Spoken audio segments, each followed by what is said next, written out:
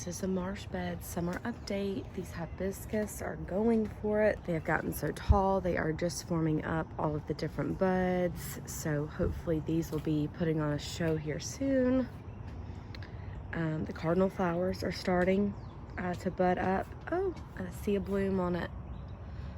That'll open up soon, and those will be like spires of dark purple. So that'll be really pretty. Hostas are doing well, so well. These guys are doing well. The astilbes were so pretty. They still are so pretty. The Monarda is doing well. You can see what they look like after the bees have been able to feed on them. And this is what the marsh bed looks like.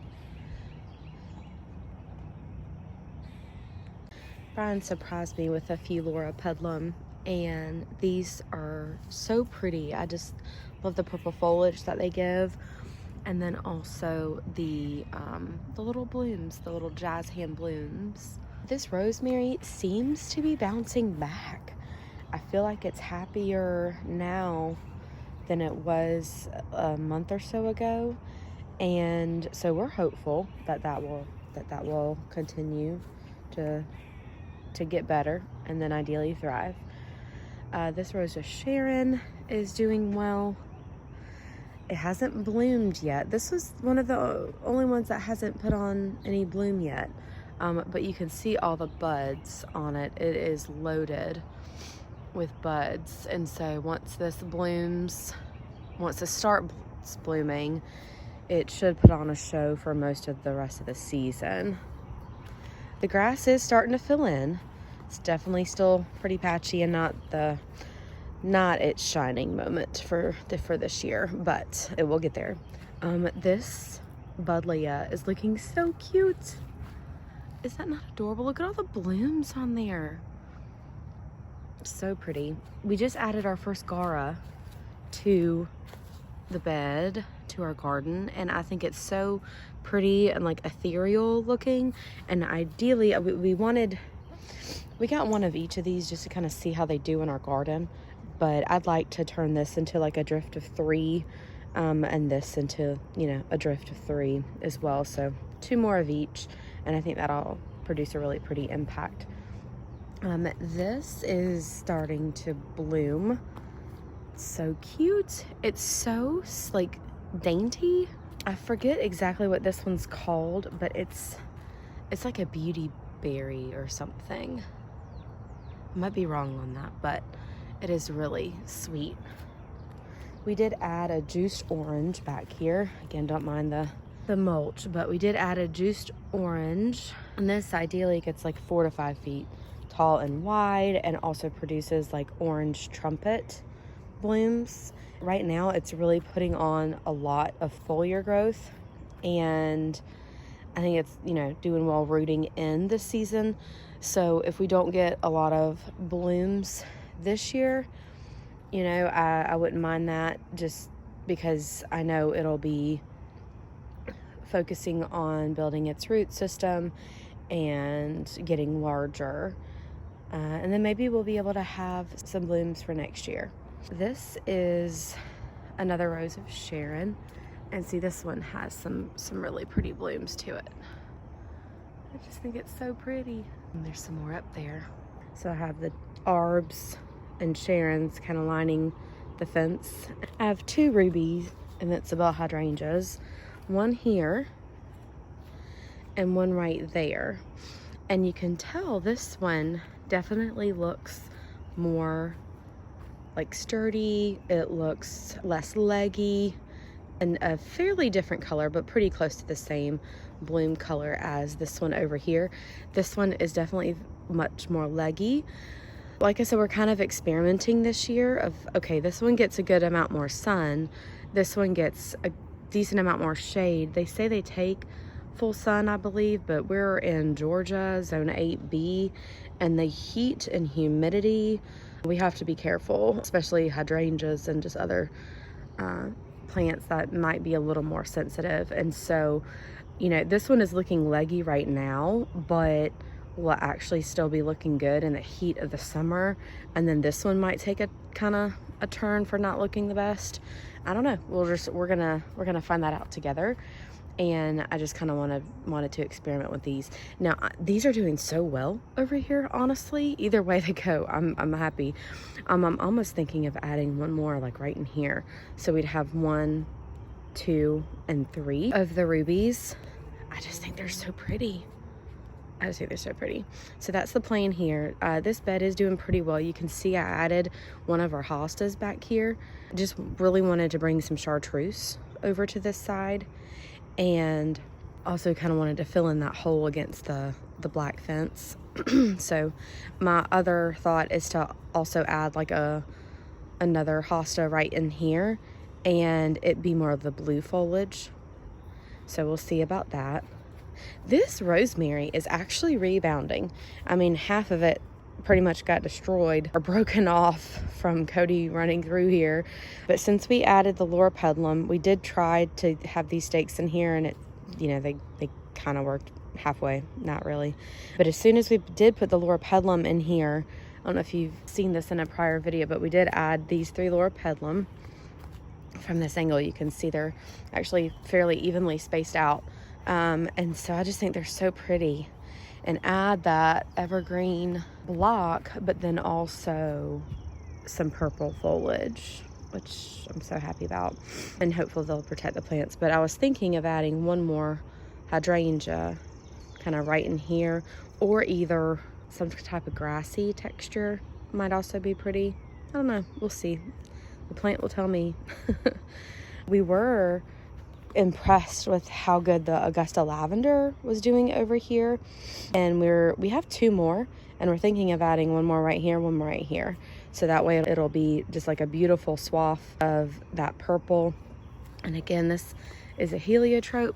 The purple lavender is purple, like a beautiful, almost like lilac color on the outside, and in interior, the middle row you can see is the white, and then that yellow throat. Just think it's so pretty and so unique. There are some other heliotrope varieties that put on a lot of fragrance. That would definitely be nice, but I also just love the name Augusta Lavender. So I thought it was so fun. The phlox is just holding the evergreen color, which is great. These are actually looking pretty good. Sometimes they start looking almost like they're dying out, like in the heat of our summer, but then they're one of the first ones to bloom in the in the late winter, early spring, and then they also bloom again for us typically in the fall. So just kind of trying to hang on to those, making sure they'll do all right, hopefully during the summer. The Weigelias are happy. This is the healthiest I've ever seen our Weigelia. I think it's just because it's getting way more sun over here than where it originally was. And again, because the oak tree landed on it, we went from 1 to 2. It basically split the plant in half, or just split off that entire section. This almost was not even connected at all to this guy anymore. And so we were like, you know what, we'll just try. We think it might have better luck on its own. And it's still producing some blooms for us. You can tell some have gone, but just the foliage, and hopefully it's focusing on those roots this year. It seems to be. I'm just super thrilled about that. This is the Chichalpa. It's a desert orchid, and it produces some beautiful, almost like trumpet style. I am a little surprised it's not as large. It's supposed to be like filling in this entire area. So I'm a little surprised it's not bigger than that. I feel like it should be maybe at least like double that by now. This is my first experience with these. Again, if it's just, you know, focusing on its roots, and I do see some additional new growth up here. The difference in color. Rosemary is doing well also. These are up close with the rubies. They're just so pretty. So pretty. They almost have like a sparkling effect to me. I think that's why I like them so much. Gorgeous. I had to show you this lily. This peace lily is huge. And the blooms on it, you can see even, you know, one in there. But look at all the blooms. that this guy has. It's so pretty. It's so happy. Yay. It's loving its life. And then I did add one here. This was a hosta that we had to move because it used to be in the shade, and now it would, it's in full sun. And so temporarily I have, a hosta here and a hosta here. This is the one that I'm thinking about moving to this area over there. I think that'd be pretty. I did want to show you how these guys are doing. This is where I have another Augusta lavender. This is the Superbena sparkling amethyst. I think this is a chestnut tree, and I think that's a chestnut tree. And these are the sunshine ligustrums. Aren't these gorgeous? They have put on some growth. I love the just pop of yellow that they give. I just think it's so pretty. These ageratum are just loving their life. Again, I'm not 100% sure if that's how you pronounce it, but that's kind of how it's spelled. But I just really love these purple ones. They're a beautiful pop of color. And behind it, we did plant some echinacea, the coneflower, in hopes that it would, a lot of times the clematis, they like more kind of shady roots and then need sun for the vine growth. But I don't know if we made it in time. I planted this in time. I don't know if this is getting large enough in time to be able to provide this some shade, but that's kind of why it looks like that. And that's why ideally, like, we'd have something maybe this tall to be able to put in front of this clematis in order for it to do well. So we're wondering if that's why it hadn't bloomed yet. We're kind of surprised it hadn't bloomed yet, but we're hopeful this Henry clematis will provide us some blooms this year. If not, it sure is pretty growing up the screen, but obviously we prefer it to bloom. We'll see. All right, so we have some rain coming, so that's why I'm trying to get this video in, and that is why I have a lot of the umbrellas down. But I wanted you to see this view.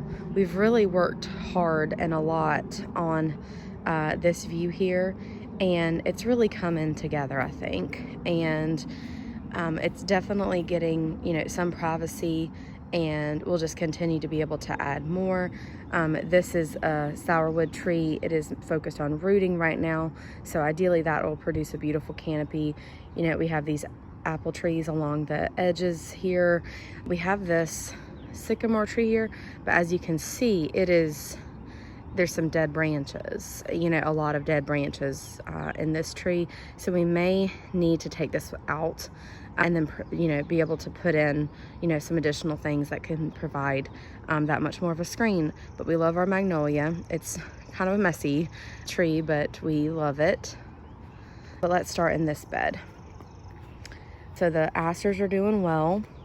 We just cut, a good amount of them back, and just cut the cat's pajamas nepeta back. So that's why that's kind of looking like that. This lily, the Ceylon lily, is just going for it. It is so pretty. It is one of my favorite lilies, and it just looks like it's so happy. So that makes me happy. Still have a little bit of work to do in this bed, in this area, but it really is coming together and producing really well. It seems real happy. These are the daisies, Shasta daisies. They seem happy.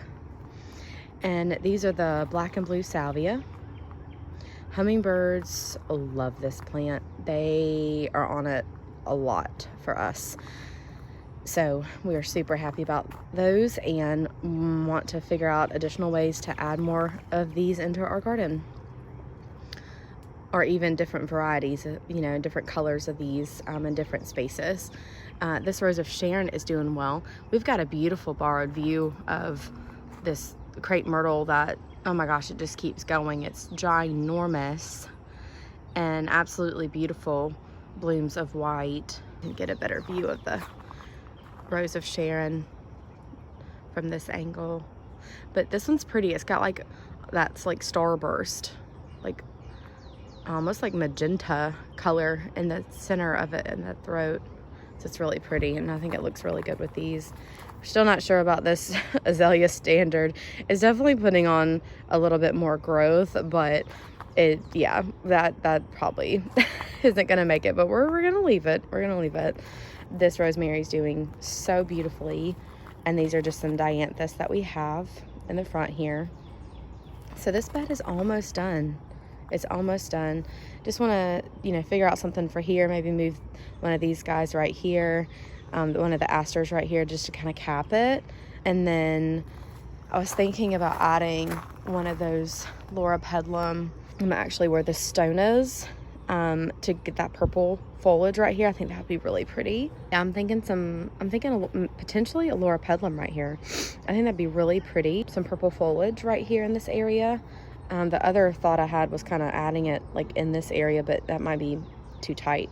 It has actually a little bit more space back in here. See, there's a decent amount of space back in here, and I can move that rock to wherever. It was just kind of just, again, one of the rocks that we dug up and kind of a placeholder. So yeah, it's coming together. And then around here, we do have the ginger lilies doing well. They haven't bloomed yet, but these are awesome because they're awesome for the bees, and then two, they provide a beautiful white bloom during the heat of the summer. So it's really nice to be able to have some blooms in the summer. This little lane is doing so well. I'm so happy for it. We have the solar flares coming, lining the walkway. Hey, Cody boy. We have the solar flares lining the walkway in conjunction with the yarrow, and they're doing well, I think. This one does have some little spires on it. See those two little guys down at the bottom in the center? So that'll join the party. And then that solar flare is also doing well. These cannas, I'm gonna have to come over here and show y'all these cannas. These are like a fire pink color, and I just love them. Not like the biggest canna fan, honestly, but this area gets so wet, and between the ginger lily, the cannas, the yellow cannas that you can kind of see from this side, and the elephant ears, and more elephant ears here. Look how big these guys are. It's swinging a little more tropical than I normally go for. Like this entire lane is, you know, pretty much all tropicals. But you know what? It does well in the area, and because this area gets very wet, and I think it's like, you know what? But it's thriving. So I'm kind of coming around. Brian surprised me with my favorite. Now I know I just said it's a little more, you know, those plants over on the other side are a little more tropical than I normally go for. This is a hibiscus, but this is a double bloom peach hibiscus. And y'all, I can't. I mean, these are just stunning. These don't even look like a hibiscus to me. They are gorgeous. Now, we put it in a pot because this is supposed to be hardy to zone 9. We did keep them out, and not this past year, maybe like 2 winters ago, and they did not make it. So we decided to put them in a pot, and we're gonna try to overwinter these inside. We're gonna take them inside because I love them so much, and this really is my favorite hibiscus. If I had that much, like even like a larger garden or like a larger space to be able to like pull these into, I would 100% do it. I love these. They're so pretty. Okay, enough of the double bloom hibiscus. Y'all, I can't. It's just so pretty. Okay, let's see. These hostas, a lot of people don't grow them for their blooms, but honestly, like, I think they're pretty. I think these are pretty, so I let them go. I think they're just a pretty like periwinkle type color, and I love it. We are hopeful this Firelight Tibet hydrangea will bloom. These hostas are doing beautiful. I love the difference of the hostas as well. And then These Bee Balm are doing well also. These are more like a bubblegum color. These salvia are not happy. We need to move these. And then just the blooms on these solar flares. Just gorgeous.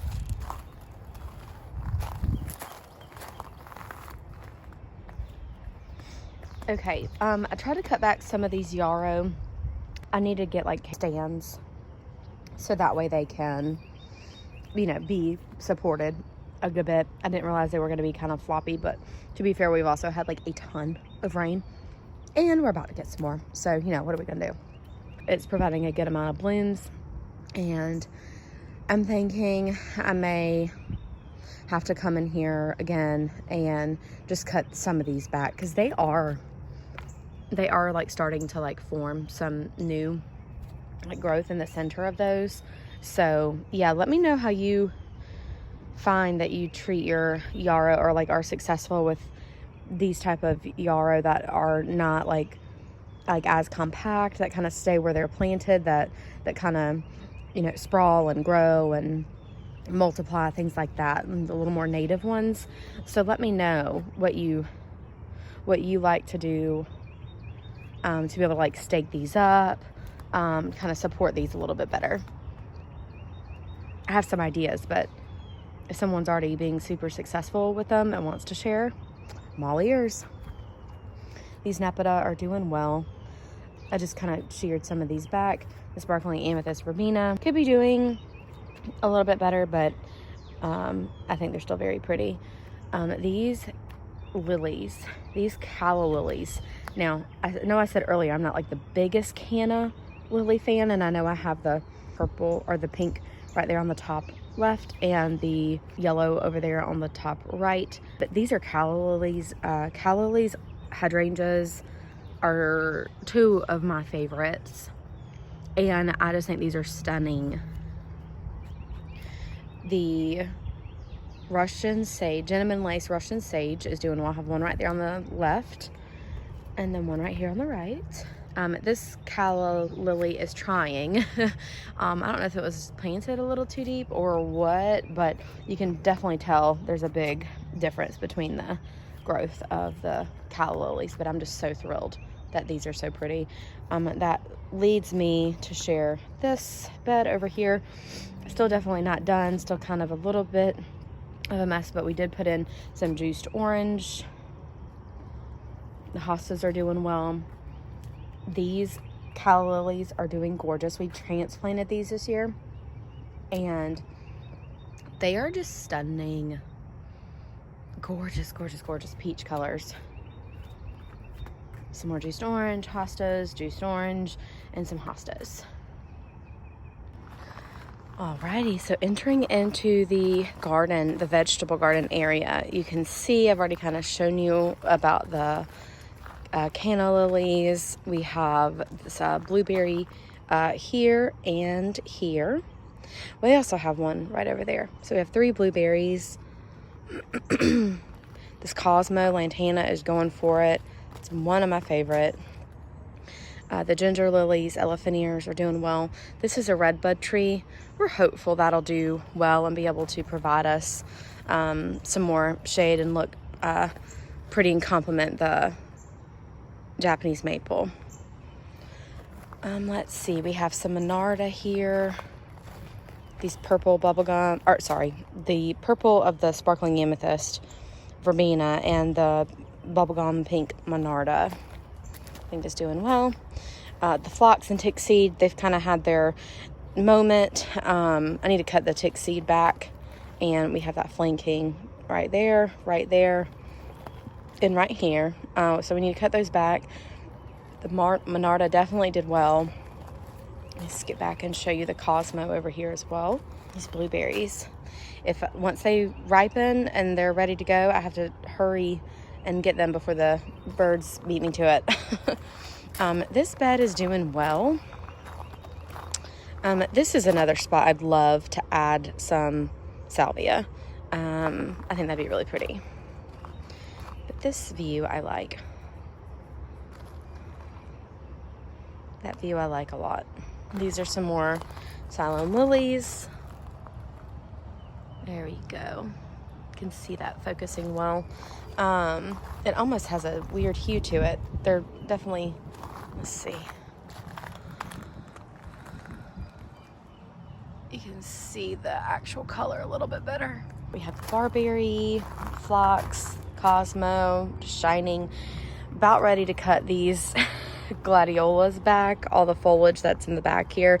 After a while, they just really start to lean, and about ready to cut all of those back. I know you have to leave them up for a little bit so that way they can bloom next year. But yeah, I'm kind of over that look. These daisy mays are doing so good. Guys, we're gonna give these a little bit of a pass. We've had like a week of rain every day, so these kind of got hit pretty hard. That's why this guy is misshapen as well.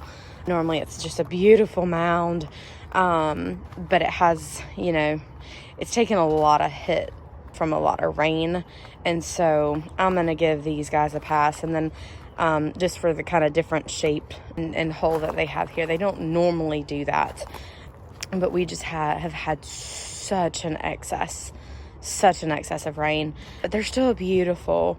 I think it looks beautiful with this beautiful pop of barberry here that I have lining the path. And then also I love the gold lantana. I think it's really pretty. I think it fills in the spot well.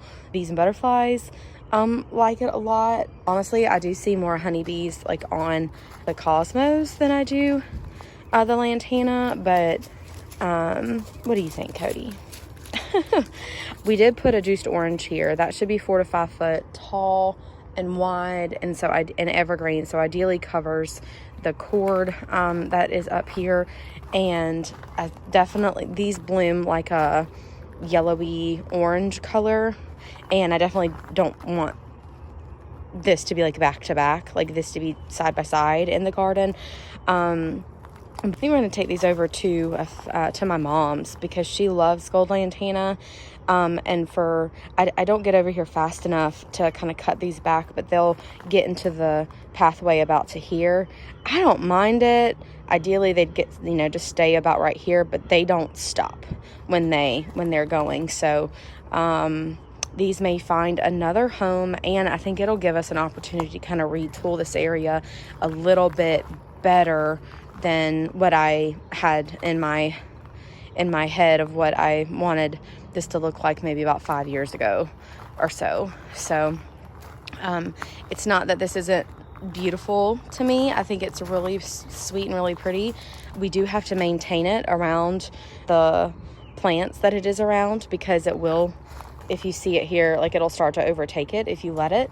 And so I do have to perform some maintenance on it just to kind of move it around, and just the fact that it just continues to grow and grow and grow, which again isn't normally a problem. But you know, Brian's over here working a lot in the vegetable garden, and so if that's, you know, there's a lot of plants that we both absolutely love, and you know, we want all the plants that we have in the garden, you know, to be in the right spot. I think that's what this is. It's not the right spot because of the amount of growth that it'll pull on and the amount of maintenance that incurs, you know, with that. And then also, I think it'll open it up to let me kind of even put some more like perennials in, and just kind of mix things up just a little bit. It's just, and over this used to be a purple loropetalum that got pretty large, and I just loved that together. And so, you know, with the storm taking out that loropetalum that was right here, it's just it's kind of an opportunity, a chance to kind of retool it to maybe be a little bit more manageable for us. And someone else gets 2 amazing happy lantanas, and it gives us a little bit more space to experiment with some more plants and get a plant that we think will be the right plant for the right spot for right here. I want to be able to fill like some of this in, so it's an opportunity to just fill in some things. I will show you. We still have some parsnips in here. We did harvest all the carrots, all the potatoes. That's like what all the potato leaves or like stems are, and we'll just leave those there to kind of decompost. The oregano is just going for it. These green stalks are happy. The onions are growing. The watermelons are growing. The strawberries are happy. The lettuce and basil are doing well. Let me show you this view here. Yeah, I think it's so sweet. So the corn is doing well. We have had a pretty bad case of squirrels coming in. This is squirrel damage. This is insane. Like, we're out here all the time. Cody's out here a lot. And they still have the audacity to come in here and literally gnaw away at our corn. Y'all, I can't. We're trying a lot of like holistic methods to be able to save the corn, doing like cinnamon and cayenne sprays and different things like that. Y'all, they have a little more gumption than that. That's not gonna keep them away. So if y'all have any thoughts on what you might use to keep squirrels out, please be sure to share that, because they are, y'all, I mean, this is sad. I almost don't even want to show you, but this is like what's happening. This is like the best year of corn too. Brian has worked so hard on this corn, and it's looking so healthy. And then you come in here and see, like, y'all, that was an ear of corn. They're even going after, oh my gosh, there's another one. 1, 2. Oh goodness. Yeah, this is bad. This is bad. They're getting the corn and even eating our ears off. Oh my gosh, here's another one. Gone. I mean, it's not like we have acres and acres. I mean, that would be bad too, but like to lose, oh, see this is like one in middle. Y'all, they're eating. Let's see if it'll focus. I don't know that it will. But you can see, like, corn doesn't look like that. It's supposed to be in the stalk. Not like that. I feel so bad. I feel so bad because they look so great. We do have an owl that we put out, like a faux owl, fake owl that we do put out, and we move it around. We also apparently have a scarecrow situation going on over here. And it just they're still just like, whatever. They don't care. Our green bean tunnel is doing honestly amazing. I'm so happy with this green bean tunnel. Happy.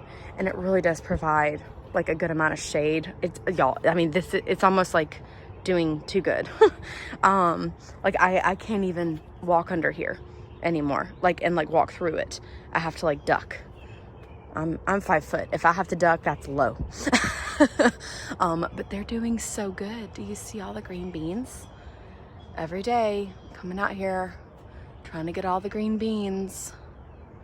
You see them all? It's so cool. Look at all of them.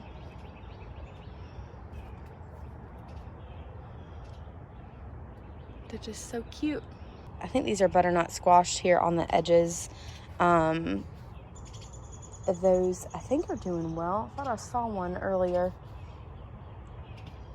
And then these are some beans that we put on this trellis that was blessed to us. Cody, what do you think?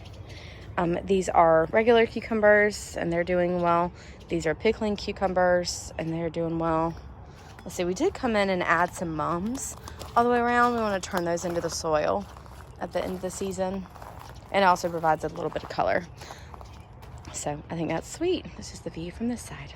Look at that green bean arch. That's insane. We got tomatoes. We still have some tomatoes here. We have some basil in between. These are some basil in between. Tomatoes and basil is supposed to do well together. We do have some marigolds in here as well. Some more basil, some more peppers, beans. So yeah, things are doing well. You can see some the cucumbers down in there. Doing good. All right, so this is the garden, and let's see, that's a hydrangea, some phlox. These calla lilies are doing, I think, beautifully also. Love them. Love them. Oh, and we were blessed with some English thyme. This pot and this herb was honestly going to be taken to the road. So I'm so excited that it wasn't, and that we had an opportunity to nurse it kind of back to health and be able to utilize it. This rosemary is going insane. I'm so happy about that. It started like as like a pyramid shape, so I'm just kind of letting it ride, letting it roll, and ideally it will just completely be able to fill in. But this is the garden, y'all. Hope y'all enjoyed.